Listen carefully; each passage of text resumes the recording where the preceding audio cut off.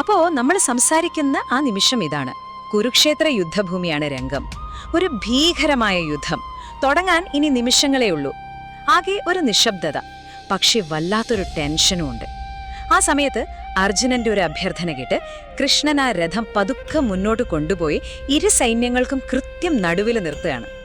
അപ്പോ നിങ്ങൾ ചിന്തിക്കുന്നുണ്ടാകും, ഇതിലെന്താ ഇത്ര പ്രത്യേകത?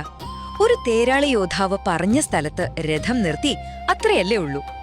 പക്ഷേ അവിടെയാണ് കാര്യം. ഈ ഒരൊറ്റ ലളിതമായ പ്രവൃത്തിയില് ഭഗവത്ഗീതയുടെ മുഴുവൻ സത്വം ഒരു വിത്ത് പോലെ ഒളിഞ്ഞിരിപ്പുണ്ട്. അതെങ്ങനെയാണെന്നല്ലേ? ശരി, നമുക്കിതിന്റെ ഉള്ളിലേക്കൊന്ന് ഇറങ്ങിച്ചെല്ലാം. ഈ രഹസ്യത്തിന്റെ ഓരോ ചുരുളുകളായിട്ടൊന്ന് അഴിച്ചു നോക്കാം. നമ്മുടെ ആദ്യത്തെ ക്ലൂ, അല്ലെങ്കിൽ ആ താക്കോൽ ഒളിഞ്ഞിരിക്കുന്നത് ഈ ശ്ലോകത്തിൽ ഉപയോഗിച്ചിരിക്കുന്ന പേരുകളിലാണ്. അതും വെറും പേരുകളല്ല, അർജുനനും കൃഷ്ണനും ഉപയോഗിച്ചിരിക്കുന്ന പ്രത്യേക വിശേഷണങ്ങളിൽ. ആ വാക്കുകൾക്ക് ഒരുപാട് കാര്യങ്ങൾ നമ്മളോട് പറയാനുണ്ട്. ഇവിടെ നോക്കൂ, ഈ 2 വാക്കുകൾ, ഗുഡാകേശൻ പിന്നെ ഹൃഷികേശൻ. ഗുഡാകേശൻ എന്ന് പറഞ്ഞാല് അത് അർജുനനാണ്, ഉറക്കത്തെ പോലും ജയിച്ചവൻ എന്ന് വെച്ചാൽ സ്വയം നിയന്ത്രിക്കാൻ കഴിവുള്ള ഒരു മനുഷ്യൻ. എന്നാൽ മറുവശത്ത് ഹൃഷികേശൻ അത് കൃഷ്ണനാണ്, ഇന്ദ്രിയങ്ങളുടെ എല്ലാം നാഥൻ, എല്ലാത്തിനെയും നിയന്ത്രിക്കുന്ന ആ ദൈവിക ശക്തി. കണ്ടില്ലേ ഈ 2 പേരുകൾ തമ്മിലുള്ള ഒരു കോൺട്രാസ്റ്റ്? അത് തന്നെയാണ് ഈ കഥയുടെ ഗതി തന്നെ മാറ്റാൻ പോകുന്നത്. അപ്പോ ഗുഡാകേശൻ, ഉറക്കത്തെ ജയിച്ചവൻ, ഈ ഒരൊറ്റ പേര് മതി അർജുനൻ ഒരു സാധാരണ യോദ്ധാവല്ലെന്ന് മനസ്സിലാക്കാൻ. യോഗയിലൂടെയും കഠിനമായ പരിശീലനത്തിലൂടെയും സ്വന്തം ശരീരത്തെയും മനസ്സിനെയും വരുതിയിലാക്കിയ ഒരാൾ. പക്ഷേ ഇതിലെ ഏറ്റവും വലിയൊരു ഐറണി എന്താണെന്നറിയാമോ? ഉറക്കത്തെ ജയിച്ച ഈ മഹാനായ മനുഷ്യൻ ഇനി കുറച്ചു നിമിഷങ്ങൾക്കുള്ളിൽ ദുഃഖത്തിന് മുന്നിൽ പൂർണ്ണമായി തകർന്നു വീഴാൻ പോവുകയാണ്. ഇനി നമുക്ക് ഹൃഷികേശന്റെ കാര്യമെടുക്കാം, അതായത് ഇന്ദ്രിയങ്ങളുടെ നാഥൻ. ഒന്ന് ആലോചിച്ചു നോക്കൂ, അർജുനൻ ഇനി കാണാൻ പോകുന്ന കാഴ്ചകൾ എന്തൊക്കെയാണ്? സ്വന്തം ബന്ധുക്കൾ, ഗുരുക്കന്മാർ എല്ലാവരും ശത്രുപക്ഷത്ത്. ആ കാഴ്ച അവന്റെ ഇന്ദ്രിയങ്ങളെ തളർത്തിക്കളയും.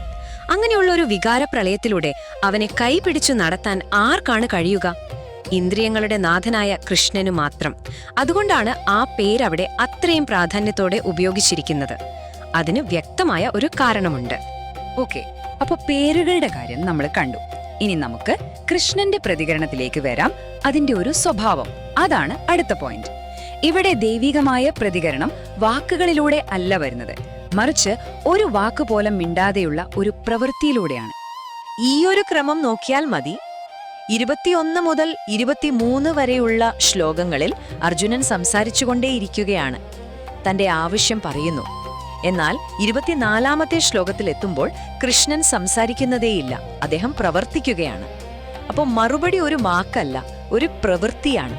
ഒന്നും മിണ്ടാതെ ഉടനെയുള്ള ഒരു മറുപടി.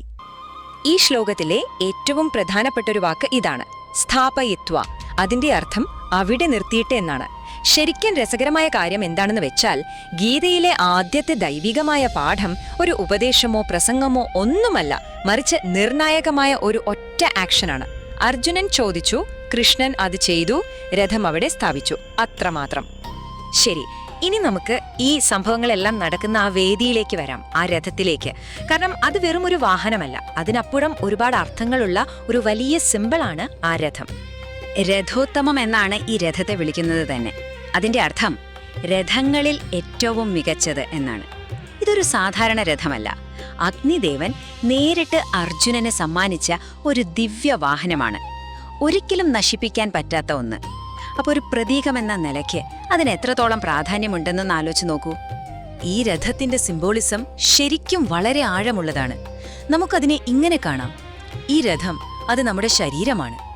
രഥം ഓടിക്കുന്ന സാരഥി, അതായത് കൃഷ്ണൻ, അത് നമ്മുടെ ഉള്ളിലുള്ള വഴികാട്ടിയാണ്, നമ്മുടെ ആത്മാവ്. ഇനി രഥത്തിലിരിക്കുന്ന യോദ്ധാവായ അർജുനനോ, അത് നമ്മൾ ഓരോരുത്തരുമാണ്. അപ്പോൾ ഈ ഒരു ചിത്രം, ഈ ഒരു സീൻ എന്തിനെയാണ് കാണിക്കുന്നത്? വളരെ കഠിനമായ ഒരു സത്യം നേരിടാൻ വേണ്ടി നമ്മുടെ ആത്മാവ് നമ്മളെ തന്നെ നയിക്കുന്നതിനെയാണ് അത് കാണിച്ചു തരുന്നത്.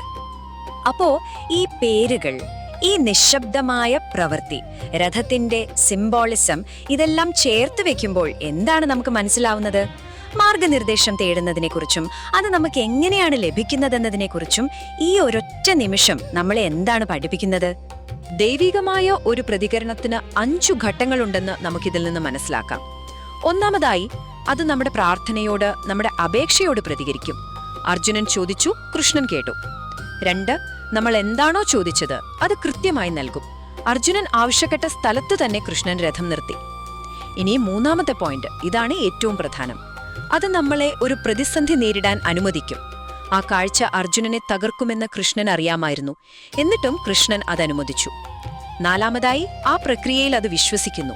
കാരണം ശരിയായ ഉപദേശം തുടങ്ങണമെങ്കിൽ ആ ഒരു തകർച്ച അവിടെ ആവശ്യമായിരുന്നു.